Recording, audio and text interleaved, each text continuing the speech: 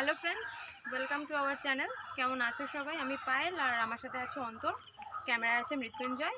তো আজকে আমরা চলে এসেছি নদিয়া জেলার বীরনগরের দ্বাদশ মন্দিরে। আজকে ভিডিওটা একটু অন্যরকম হবে, কারণ প্রতিদিন হন্টেড হন্টেড দেখাতে দেখাতে তোমাদের একটা বোর লেগে যায়। তো আজকে এক্সপ্লোরটা হন্টেড নয়, একদমই আলাদা। আমরা এখন এসেছি দ্বাদশ মন্দিরে বীরনগরে, যেটা নদিয়া জেলায়। বহু প্রাচীন এবং ঐতিহ্য একটি মন্দির, এবং তার পাশে অনেক জঙ্গল টাইপেরও আছে গাছ, এবং একটা বড় একটা গাছ রয়েছে বট গাছের, সেটা আমরা তোমাদেরকে অবশ্যই দেখাবো।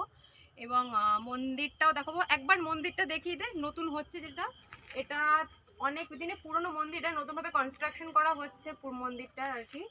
আর ওইদিকে প্রাচীন একটা পুরনো মন্দির আছে, সেটাও তোমাদেরকে দেখাবো। তো চলো আজকে ভিডিওটা শুরু করা যাক। পুরনো 200 বছরের প্রাচীন। আমরা বেশি কাছে যাচ্ছি না, যেহেতু এখানে সাপ রয়েছে, যার কারণে আমরা বেশি কাছে যাচ্ছি না আর কি। গাছটা তোমরা দেখতেই পাচ্ছ আশা করি। আর ওই দিকে একটা মন্দির আছে, সেটা তোমাদের দেখাবো। জানি না কত দূর কি দেখানো যাবে, তবে চেষ্টা করবো দূর থেকে দেখানোর। এটা হচ্ছে আশেপাশের ভিউজ, তোমরা দেখে নাও যার জন্য। আর গাছটার গুড়িটা তোমরা দেখো, প্রচণ্ড মোটা, কারণ অনেক পুরনো, পুরো ভরে গেছে গাছের এখানে পুরো। এই সেই পুরনো মন্দিরটায় এসে গেছি, যেটা অনেক পুরনো, তোমরা দেখতে পাচ্ছ। এই মন্দিরটা দেখতেই পাচ্ছ, অনেক পুরনো এই মন্দির। এখন আমরা ভিতরে ঢুকবো, ভিতরে ঢুকে তোমাদেরকে দেখাবো সেই মন্দিরটা, সামনে যে মন্দির। তো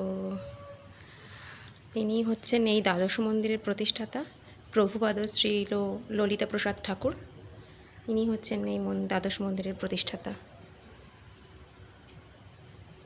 দেখো, শ্রী রাধে জয় শ্রীকৃষ্ণ। এখানটা শ্রী চৈতন্যদেব, হরে কৃষ্ণ, শ্রী রাধা কৃষ্ণ। এই ঠাকুর পরশুরাম অবতার, ইনি রয়েছেন এই মন্দিরে। আমি আস্তে কথা বলছি যেহেতু এটা মন্দির বলে। এই শ্রী নৃসিংহদেব ইনি, আশা করি দেখতে পাচ্ছ।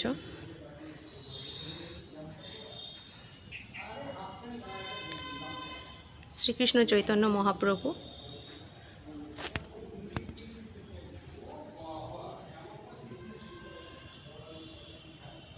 শ্রীকৃষ্ণ। আর অবশেষে দেবাদিদেব মহাদেব। ওম নমঃ শিবায়, হর হর মহাদেব। মন্দিরের গেটটা বন্ধ হয়ে গেছে, তাই বাইরে থেকে দেখানো হচ্ছে। রাধাকৃষ্ণ, গোপাল আছে, শালগ্রাম শিলা আছে মন্দিরে। তো তোমরা আশা করি দেখতে পাচ্ছ, গেটটা বন্ধ বলে বাইরে থেকে দেখাচ্ছি।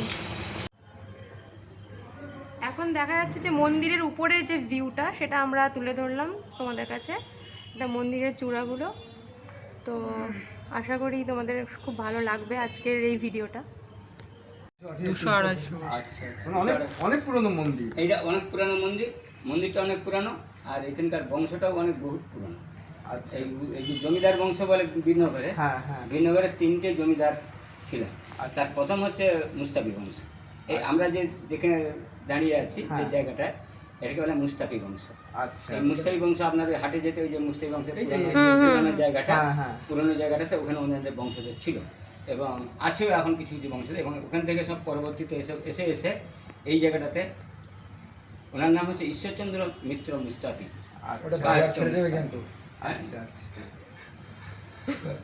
কাস্ত মুস্তাফি। উনি জমিদার, সব জমিদারি বংশ সমস্ত।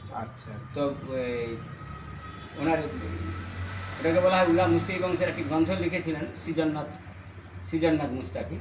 তো সৃজননাথ মুস্তাফি বলছেন কি, এটা 50 বিঘা জমির উপরে গঠন ছিল। আমাদের এতটা যে জায়গা আছে, বাকি ওই পুকুর এই যে ঘরবাড়িগুলো হয়েছে, ও পাশে এইসব জায়গাগুলো সব আমাদের এই মন্দির চত্বরের ভিতরেই ছিল। আচ্ছা আচ্ছা। পরবর্তীকালে তখন তো পার্সোনাল সম্পত্তি ছিল না, রাজার সম্পত্তি ছিল। ইংরেজ আমল তো, ইংরেজ আমলে কোনো পার্সোনাল সম্পত্তি দলিল দস্তা দিতে পারে না। 10টা শিব মন্দির এবং একটি দুর্গা, আমরা যেখানে অবস্থান করছি এটা দুর্গা মন্দির এবং কালী মন্দির। পরবর্তীকালে ভক্তম ঠাকুর যিনি মায়াপুর করেছেন, তিনি ঈশ্বরচন্দ্র মুস্তাফির যিনি কন্যা জগৎমোহিনী দেবী, জগৎমোহিনী দেবীর গর্ভে ভক্তন ঠাকুর আসছেন, এটা তার ভালো লাগে। ওটা মেয়ের ঘরের সন্তান তো, এই জন্য। কিন্তু এনারা সব দত্ত হাটখোলা ফ্যামিলি। ভক্তন ঠাকুরের যিনি পিতা, যিনি আনন্দমোহন দত্ত, এরা সব হাটখোলা দত্ত ফ্যামিলি। হাটখোলা দত্ত ফ্যামিলি হচ্ছে আমাদের এই যে ইতিহাস যেটাকে বলছে, কলকাতা ওই যে গোবিন্দপুর, সুতানদী, কলিকাতা, এই 3টা গ্রাম দিয়ে যে কলিকাতা গঠন হয়েছে, ওনাদের গ্রাম ছিল গোবিন্দপুর। আচ্ছা এই শক্তিটা আসছে 73। আচ্ছা 1973 থেকে। 1973 থেকে 73 থেকে এখন আছি, রাখছেন আর কি। আপনার নামটা? আমার নাম এমনি বাদল বলা হয়, নাহলে বংশীদাস বলা হয়। আচ্ছা আচ্ছা আচ্ছা, আপনি এখানেই থাকেন? হ্যাঁ আচ্ছা ঠিক আছে, অনেক অনেক ধন্যবাদ। হ্যাঁ। তো ফ্রেন্ডস, আজকে ভিডিওটা এই পর্যন্তই। আশা করি তোমাদের ভিডিওটা খুবই ভালো লাগবে, কারণ আজকে ভিডিওটা একদমই অন্যরকম। তো তোমাদের ভিডিওটা কেমন লাগলো তো অবশ্যই কমেন্ট বক্সে জানাবে।